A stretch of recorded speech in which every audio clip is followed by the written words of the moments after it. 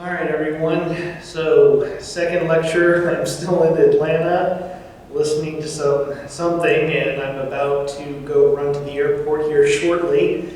Even though, from my perspective, it's Friday. You can see I switched to the 342 room, and that's because in the last Tuesday lecture, which I was trying to film in our Taft Hall room, people kept randomly coming in and really annoying me. I had to do a lot of edits to the video.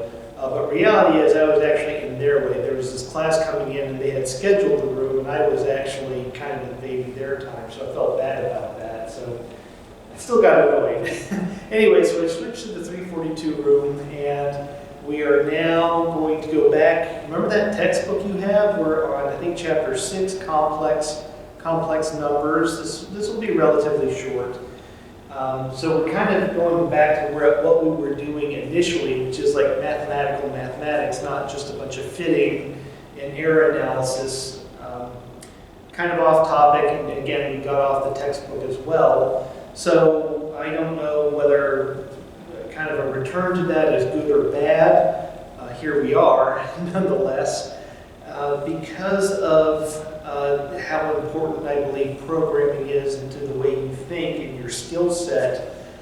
I will try to make sure that we keep up doing that stuff. And I know that may be a little painful, but it's kind of like going to the dentist painful. It's kind of worse to have a really messed up smile and missing teeth than it is than, the pain of a drill, which isn't that long. And again,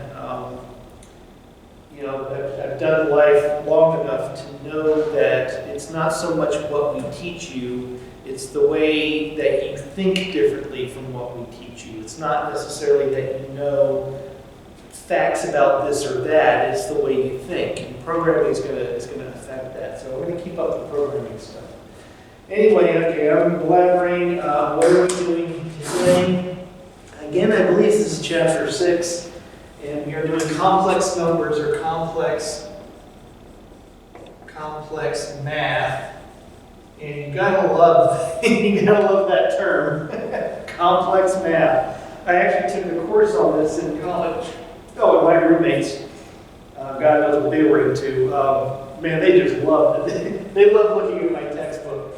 And of course, this is a solution to a quadratic equation of x squared equals minus 1. And that means that, of course, the solution is x is the square root of minus 1, which we call the letter I. That's what that is. It's the letter I for imaginary. Now, this seems like some BS, but for reasons I'm going to show you, complex numbers, imaginary numbers exist. I want to say that they're real. They're not real. They're imaginary. I'll give you a proof that this exists, even though we use the word imaginary. Before I get to that, let's do a couple of things first. Let's work with this a little bit. For one, all right, so I is imaginary, and they are the components of complex numbers. Those are just some terminologies. I won't bring it. I'll use it, but I won't put it on a test or anything. So here's a complex number, traditionally called z.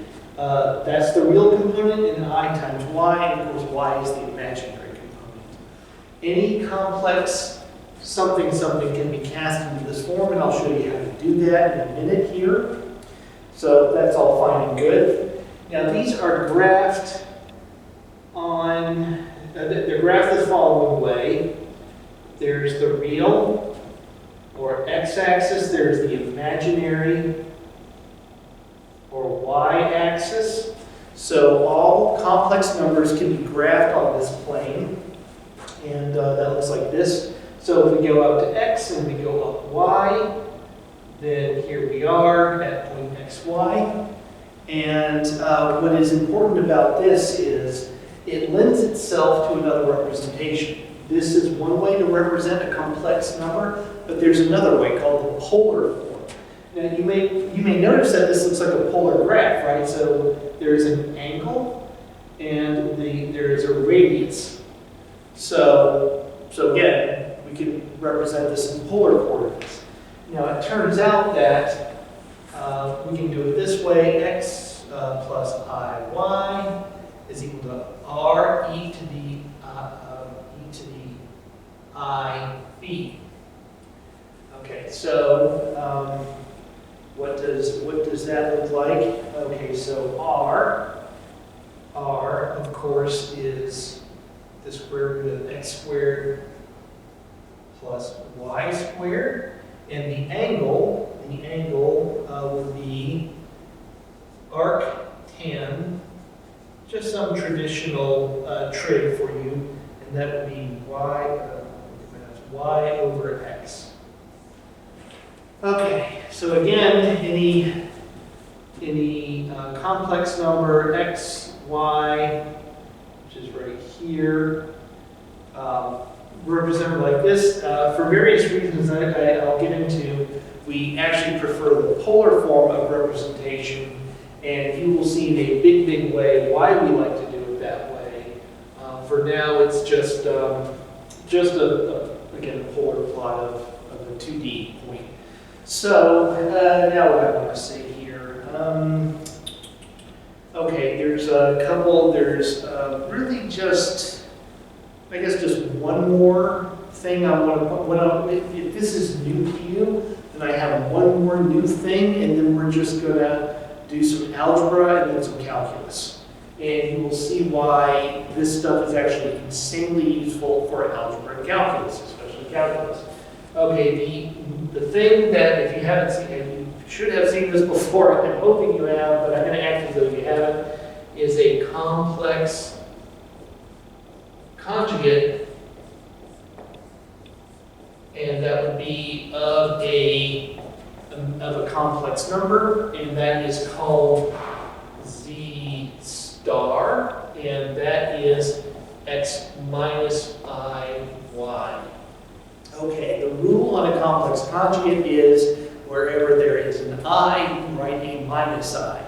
If you see, if it's x minus IY, then the complex conjugate is x plus IY. That's x minus IY. I know I shouldn't say equations, but again, wherever there is an I, write minus I, even if it already is a minus I, then it's minus I, which is plus I. So just don't think about it, just do it. Okay. Why do we have this? Well, that's because the absolute value squared of a complex number, notice I have an absolute value. We need an absolute value because imaginary numbers can do funny things, because when you square them, you can get a negative. Negative numbers are not consistent with our idea of an absolute value. An absolute value would always be positive. So it's a little silly, and I'll show you why it's silly, because it's defined this way. The number, the complex number, times its complex conjugate. So we don't really need the symbology, and I'll show why. X plus IY times x minus IY. What's that equal to? X squared minus IXY plus IXY, notice that canceled, minus I squared y squared. Again, this jazz canceled, and I've got x squared minus I squared y, but I squared is minus 1, x squared plus y squared, which is, of course, the same thing as the length of this vector in polar form squared. So there you go. So that's, again, it's like the length of a vector. It's consistent with our idea of the absolute value. Length of the vector and the absolute value of the vector. Those are the same thing. And let me give you one more. If we have r e to the I b, the complex conjugate of that, of course, is r e to the minus I b. Again, consistent with our idea of always just throw a minus sign wherever you see an I. Okay, why is this useful? This is from your book.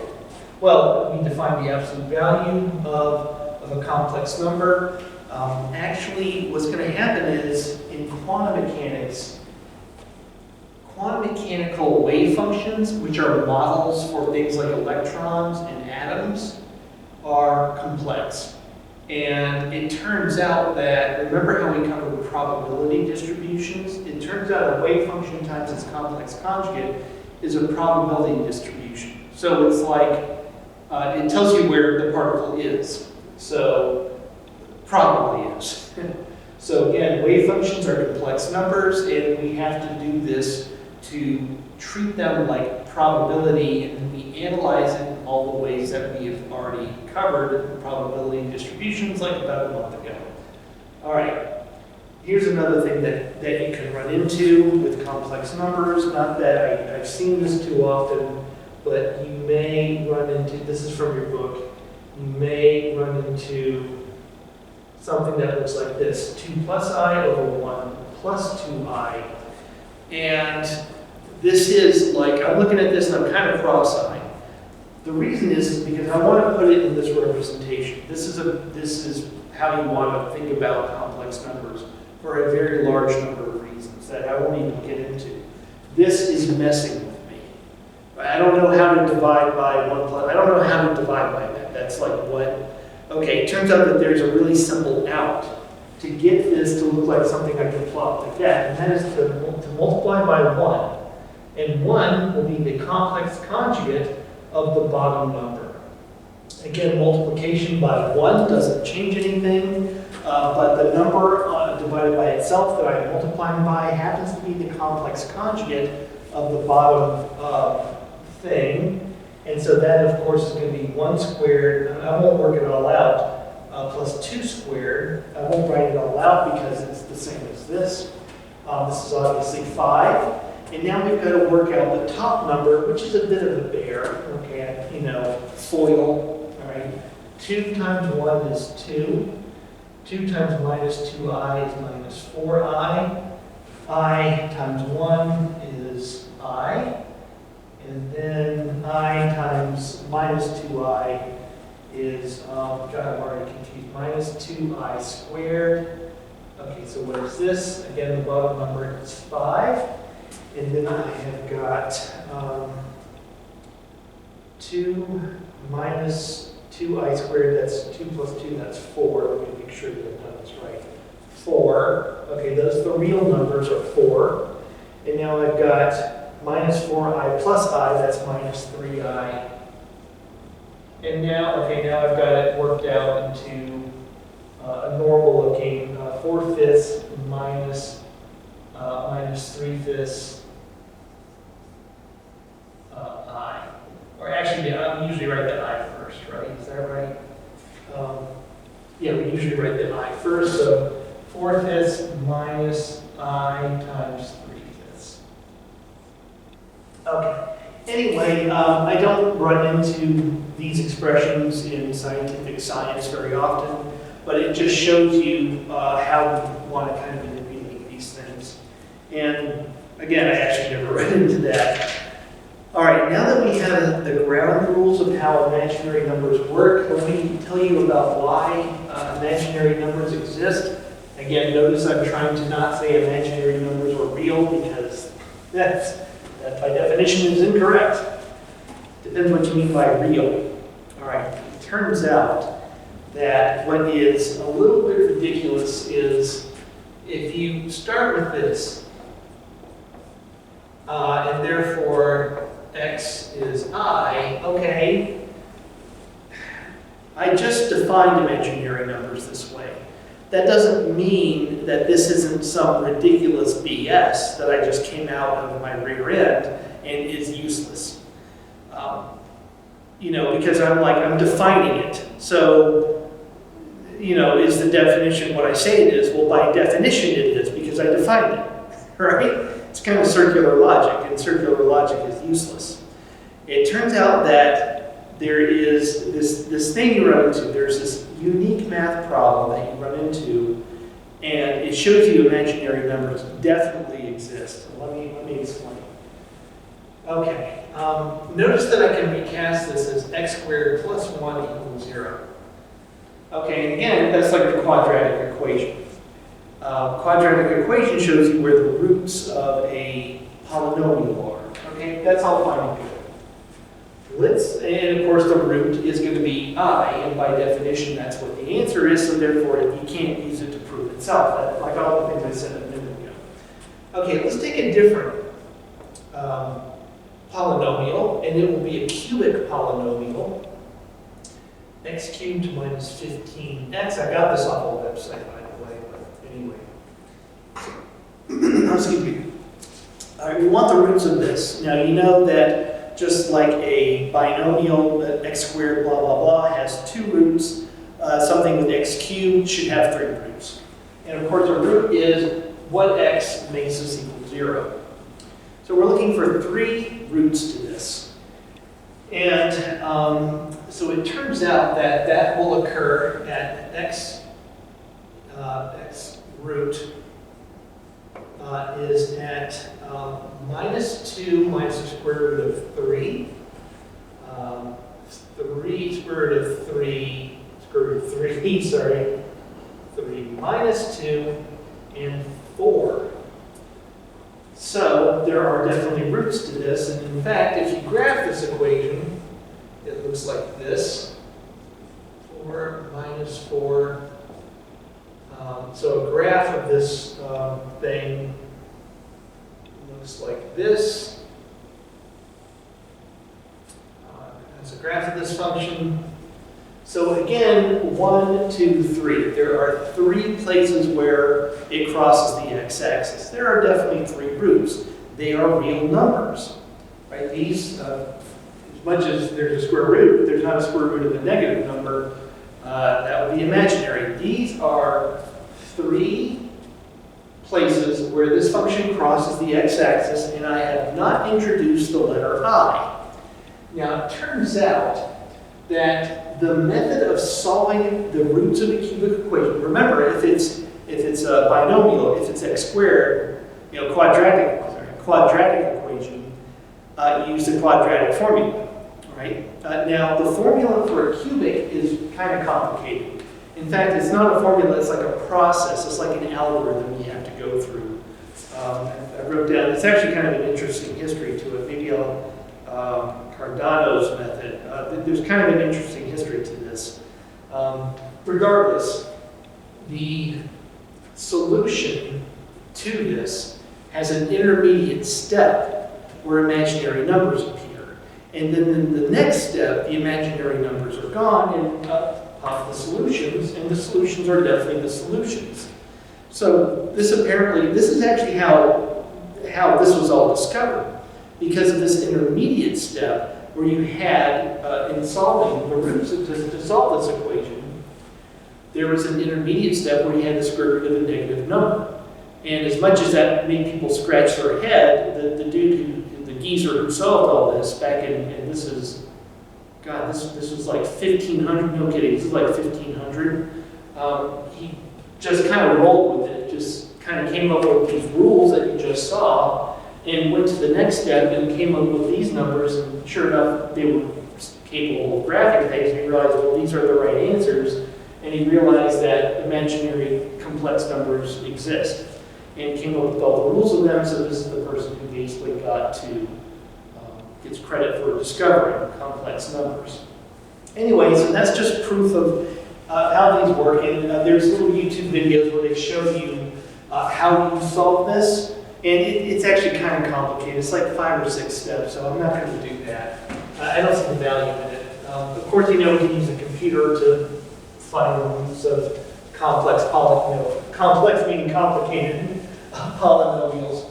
All right, now when it comes to imaginary numbers, we really want to work with the polar form. In mathematics, we always work with the polar. Scientific mathematics, we always work with the polar form. Notice that I've got a radius of 1, and I'm working with this simple representation. All right, what about it? Well, it turns out that any function, so let's write the Taylor series. Taylor series of f of x at x equals 0 works like this. And this may be familiar to you. The function evaluated at that point. Now when we want to move off of that point, you want to take the derivative. This is like a line, mx plus b, right? So again, Taylor series makes sense. And again, my starting point is 0. But now there could be some curvature, right? Remember, a double derivative is defined as curvature. And it gets a little bit squelched a bit by a little factorial number there. And then we have a triple derivative, in case it's curvier than we thought. 3 factorial, x cubed, and then on and on and on. Now then there is a, take the derivative 4 times and divide it by 4 factorial, x to the 4th, and on and on and on. Okay, again, you've hopefully seen that before. All right, so now we're going to do that with e to the I phi. Okay, so therefore e to the I phi is at phi equals 0. Now remember, that doesn't mean like, oh, well, but now you're describing 0. No. Now remember, phi is the angle, right? The radius is 1, and phi is the angle. So I'm actually describing a real positive number. If you recall our graph, look at our graph again, and think of the polar form. Here's phi, so I drew it close to 0. So I'm actually describing, so remember this is the real, this is the imaginary. So I'm just describing a real number. It doesn't matter. You know, it's just an expansion. Okay, so what is this equal to? So this is equal to e to the 0 plus the derivative, that'd be e, again the function evaluated at phi equals 0 times phi. And you may be thinking like, well, wait a minute, no, it's x. Hold on, c is our x, right? The argument. Remember that mathematical term, the argument. Okay, now we've got the double derivative, and the double derivative has I squared. So I'm going to go ahead and say I squared is minus 1. So that's minus e to the phi. Sorry, phi is 0. Sorry about that. Phi squared over 2 factorial. Okay, now we're going to have the triple derivative, I, so that's I squared I, which is minus I. So now I've got a minus I, e to the 0, e cubed over 3 factorial. Now I've got the quadruple derivative, I. Okay, that's minus 1 times minus 1, so that's plus 1. E to the 0, phi to the 4th over 4 factorial. This just goes on and on and on. Well, let's do one more. Okay, so then we would have I to the 5, which is I, e to the 0, e to the 5th over 5 factorial. Okay, I think we've done enough. Okay, whatever. E to the 0 is 1. Anything to the 0 is 1 to the power of. Now what I'm going to do is I'm going to try to put it in the polar form of z is real plus I times imaginary. I'm going to try to put it back in that form. So I'm going to cluster the real numbers and the imaginary numbers. And real number, imaginary number, real number, imaginary number, real number, imaginary. Imaginary because it has an I in it. So I'm going to factor it. Okay, so what is this? This is, let me get my notes because that makes sense. Okay, e to the 0 is 1, and then I've got minus phi squared over 2 factorial. Then I've got here, e to the 0 is 1, so I've got phi to the 4 over 4 factorial, and on and on and on. And then I'm going to add I. I'm going to factor I, and let's see, I've got phi.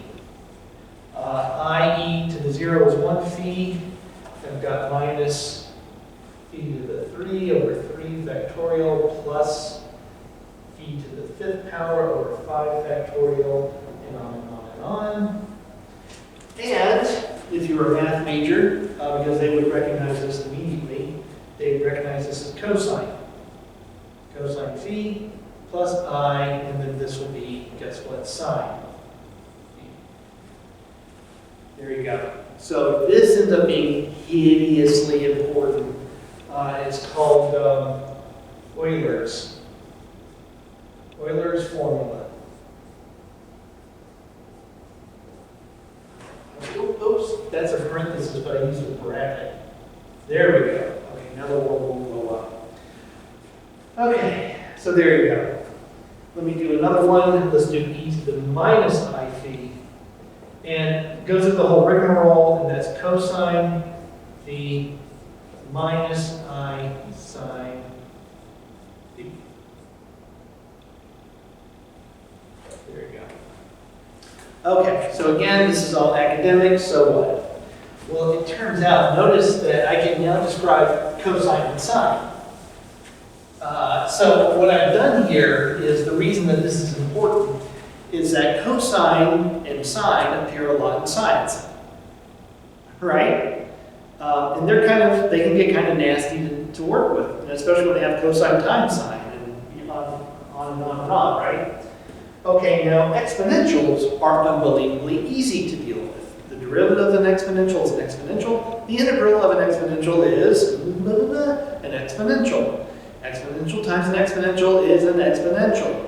Exponentials are like some of the easiest things we could ever work with, and sines and cosines are some of the hardest. But now I put the two together. Watch this. If I add e to the I phi plus e to the minus I phi, I'm going to have cosine plus I sine minus I sine. So notice that if I take e to the, it's not hard to figure out, e to the I phi plus e to the minus I phi, I've got 2 cos phi, and then I've got I sine minus I sine. There you go. So I'm going to take that 2, I'm going to bring it over here, and now I've got a new definition of cosine. I know that actually looks a little harder. It really isn't. Remember, when you're doing integrals, especially when you're not just integrating cosine, but cosine times sine to the 5th power, God, if you really do run into some crazy stuff in scientific science, this is going to be a heck of a lot easier. Way easier to deal with. We're going to do some examples. Now, in that same vein, if I subtracted this from that, then I've got cosine minus cosine. So now it looks like then I've got I sine theta minus I sine theta, so 2I sine theta. So here, let's just do that. I phi minus e to the minus I phi is 2I sine theta. So let's divide by 2I, because we just want to have a description of sine. Okay, again, now I've got sine and cosine in a very different form. And I'm telling you, we'll do some examples. This is good. This is so freaking good. I'll give you an example. When you were in, what? Sophomore? No, junior year of high school. That's when you have trig. And you learned what sine and cosine were, and you had all these freaking identities. Let's write one of them down. 2 cos sine, and always an angle theta. There's an identity for that, right? Where does it come from? You were just given. Sometimes maybe you had to memorize it if your teacher was a jerk. But here's where it comes from. All right, so 2 times. Now let's write our polar form. E to the I phi plus e to the minus I phi over 2. Now let's write sine e to the I phi minus e to the minus I phi over 2. All right. Let's see. Now I've got 1/2. 2's cancel, but there's a residual. Oh, 2i. My bad. 2i. We got 1 over 2i. All right. Now let's FOIL that out. Okay, e to the x times e to the x is e to the 2x. Remember, use a calculator if you think that that's not correct. It is correct. So this is e to the 2I phi. Then I've got minus e to the x times minus x, which is e to the 0. Then I've got plus e to the minus x times x, which is e to the 0, minus 1 plus 1, so those are canceled, minus e to the minus 2I phi. Okay, got a little complicated there. Whatever. 1 over 2I. Again, the middle terms are canceled, and I end up with e to the 2I phi minus e to the minus 2I phi. Okay, let me write this in a more friendly form. I'm going to just divide the whole thing by 2I. And you may notice that that's a sine function. E to the something minus e to the minus something over 2I. That's a sine function. It's sine of 2π. And don't forget where we started. Sine 2π is 2 sine phi cosine. Here we go. Here's a standard trig identity. Standard trig identity, maybe you just memorized it. That's where it comes from. Guess where all trig identities come from? Every one of them come from this. Look at any of them, put them in polar form, Euler's formula. Go from there, a little bit of exponential, again, exponential.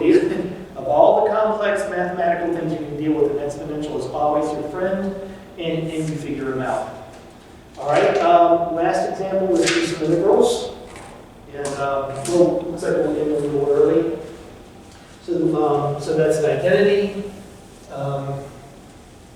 We'll do an integral, and the integrals, of course, involve derivatives because I always reverse engineer an integral with a derivative. The derivative of what is my integral? That's how I reverse engineer.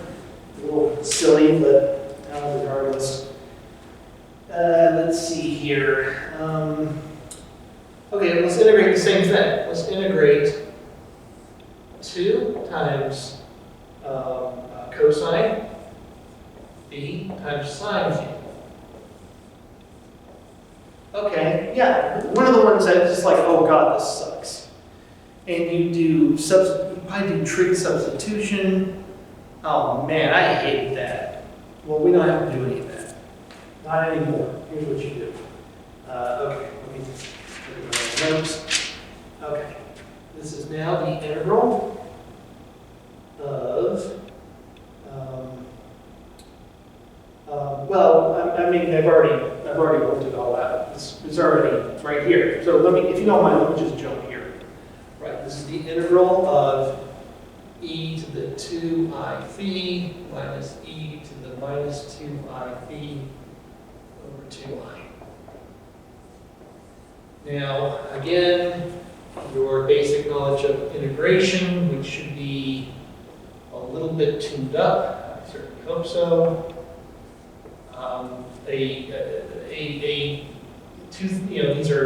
This is a sum basically. Remember, a sum is just the addition of something negative. So you break that into 2 integrals. So it's actually kind of easier. It looks scary at first, but it's actually easier because it's actually 2 integrals. And okay, so now let's do one of these. Good thing that we're getting back to some of this stuff, right? Because I'm afraid to get a little rusty. We've run into integrals of exponentials before. When we did when we normalized the Gaussian, right? Remember we ran into that then. What do we do? All right. Exponentials survive differentiation. Exponentials survive integration. I am looking for the derivative of a function that equals this. So if we're going to do this term, we're going to do that term. So I'm looking for the derivative of something that's equal to e to the 2I phi over 2I. Okay, here's a way I want to start.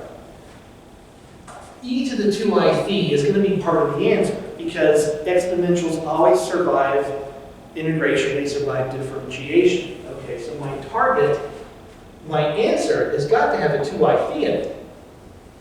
Now, I'm sure I'm missing something. Maybe this is the answer. I'll see right now. Let's see if the derivative, what is the derivative? 2I e to the 2I phi. Okay.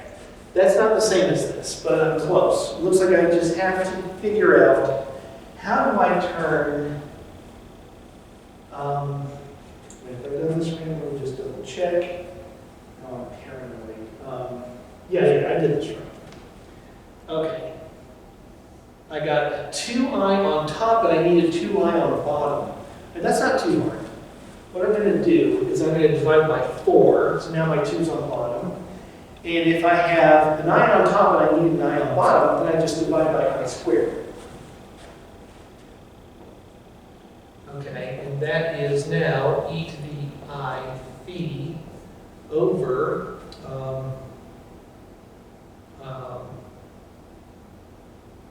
over minus 4. Okay, so now I have to be a little bit careful because I overwrote, I was kind of messing up here because I started, yeah. So look what I figured out. This is equal to that. So what I needed to do is 1 over 4i squared derivative of e to the 2i phi. All right, you see how I figured it out? The derivative of e to the 2i phi has to be in the answer, and that's 2i e to the 2i phi. If I multiply everything by 1 over 4i squared, it gets me, does that work? That's e to the 2i phi over 2i, which is this. Yep, you see? You see it worked. Therefore, the derivative of a function, which is e to the 2i phi over 4i squared, which is minus 4, is equal to e to the 2i phi over 2i. Okay, so this is that e to the 2i phi over minus 4. Okay, likewise, let's not go through all that pain again. I know that was a little circuitous and a little bit like what, but I hope you follow along as well as evenly good. Okay, so that's equal to that. And then let's take a minus 1/2 out. And what are we left with? E to the 2i phi plus e to the minus 2i phi over 2. And this ends up being minus 1/2 cosine 2 phi. Okay. Again. This integral, we do all the polar stuff, we get to here. Again, I do have to integrate an exponential. It is a little bit of a pain, or use a computer, that's fine. I just want to make sure that we're not completely dumb to our math skills. We're able to reverse engineer the derivative of what is equal to the thing. Then we did the same over here, and at this point we just did some simplification. Just reverse engineered it again back into Euler's formula for cosine. There's the 2 theta. All right, so there you go. So now you see that you can do relatively difficult integrals. And I mean, I know you're probably looking at this like, well, that was easy. Well, yeah, probably easier to deal with this. And again, if we just use the Wolfram website or Mathematica, it would even be that much easier. So, and again, we're also just practicing our integration or derivatives because we probably need to do that because we kind of got away from it for a while, and it's good to get back into it. All right, now let me give you one from the textbook. We've got 10 minutes left, so I'll pull in a little early. The textbook gives you an example of e to the minus alpha t times sine of t. Okay. This is a well-known problem in signal analysis. What does this look like? This is a sine function with an exponential decay. Looks like this. You think you're going to run into that in scientific science? Yeah, you're going to run into that a lot. A lot of things look like this.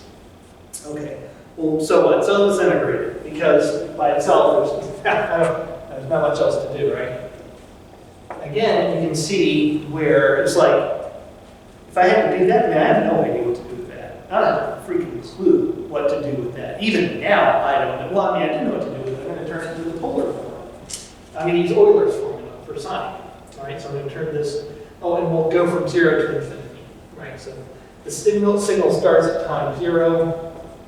I don't think a signal would start before time 0. That doesn't make sense. So anyway, I'm sure this corresponds to something scientific. I don't quite know what, but I do know that this thing appears quite frequently. Again, let's turn sine into, if I want to use phi, it's t. Now it's a t. Minus it over 2I. And now I can multiply it out. 0 to infinity. E. Now I'm going to cheat a little bit and just do some algebra. So I already know. I'm just going to skip ahead a little bit. Again, it's not hard to show that what I'm writing here, this e to the minus alpha plus or minus I t. dt.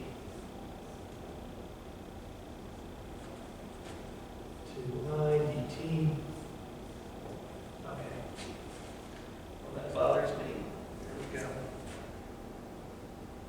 Okay, so now we have this. And again, you may be looking at this and saying, well, I don't know that I've really done myself any favors. Just take it easy. Take it easy. It actually really, this is not hard at all. Again, recognizing that an exponential survives integration or differentiation. What this ends up being, so the 1 over 2i comes out, so we're going to do the first term. 1 over 2i comes out. And then, if I take the derivative of that expression, I'm going to have alpha minus I come out on top, so I'm just dividing by it. And again, the exponential always survives, minus alpha minus I t. And then the other thing I'm forgetting is a minus sign. And remember, that is evaluated from 0 to infinity. And then I've got another term minus 1 over 2i, and let me just cut to the chase on that. That's minus. So I've got a bunch of minuses that I have to be a little careful with. So that looks a little scary. Again, this term, the argument of the exponential will pop out in the derivative, so you divide by that factor. Again, I'm just reverse engineering the derivative of what? The derivative of what is this? The derivative of what is that? And it's these expressions here. And you got to remember to evaluate from 0 to infinity because it is a definite integral. I know that was a bit of a mouthful. Now this is kind of nice because e to the minus infinity is 0, e to the minus 0 is 1. So basically the minus signs go away. Again, if you just look at this, this is actually quite trivial. So basically, the application of limits, just make that go away. Even though the minus sign goes away. So this ends up being 1 over alpha plus I minus 1 over alpha, 1 over alpha minus I minus 1 over alpha plus I, and this ends up being, okay, it gets a little bit, the algebra is a bit of a pain. I won't bother you with it. This is the next step, alpha squared plus 1.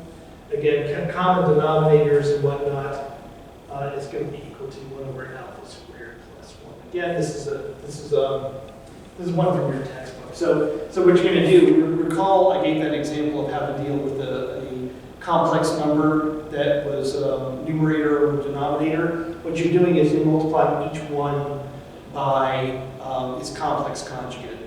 And then you add them together, and that's where this comes from. You can figure that out pretty quickly on your own. I won't take up your time, but regardless, Common signal, and this is actually going to come up again. Cool. Sometimes you need to integrate it. We actually do have an example that we're going to do later when we do diffie-Qs, and the answer ends up being relatively simple. And the main thing is that we could basically do this on pen and paper. Not that Mathematica and whatnot isn't available to us, but again, let's get back to fundamentals. Let's make sure that we can actually do stuff, and this is a new way to do stuff. One thing is, as much as I'm fine, again, with us using Mathematica, I mean, I showed you how to do it, so the cat's out of the bag. But I think it's helpful to you to see this, because even though we'll use Mathematica for stuff, when I see this type of integral turn into this, I don't have much issue with it, because I kind of know, maybe not every detail, every step doesn't just pop in my head, that's ridiculous. But I kind of know what's going on. You know, I can look at that and say, oh yeah, I'm going to turn that into an e to the blah, blah, blah. Oh, Mathematica, that's the answer. Okay, that's fine, I get it. I just get it. And if I didn't know all this, I think I would kind of look at this and I would still get kind of cross-eyed, even though I just plugged it into Mathematica and hit go. Having some clue about the underlying mathematics makes the answer a little bit more meaningful, a little bit easier to accept, and then you go on with your other scientific science, whether, I don't know what this is, but what it's for, but whatever it's for, I accept it and move on. A little bit easier. Anyway, I've blown up all our time, so I will see you all on Tuesday, and I don't know what I've said yet about the due dates for all the stuff. Remember, you still got to do number 4. I might have written another homework by now, but of course I will be liberal on the due date. We're going to spend quite a bit of time on diffie-Qs, and that would be whatever we do. If we actually ended the course with diffie-Qs, that would be okay. That is really all the mathematics that scientists really need to know. There's a couple more things that we probably have time to wrap up with, but diffie-Qs are the most important things that we really have to cover. That's quantum mechanics. And anyway, so that's that. Okay, all right, I will see you all. I'll see some of you tomorrow. If not, I'll see you on Tuesday.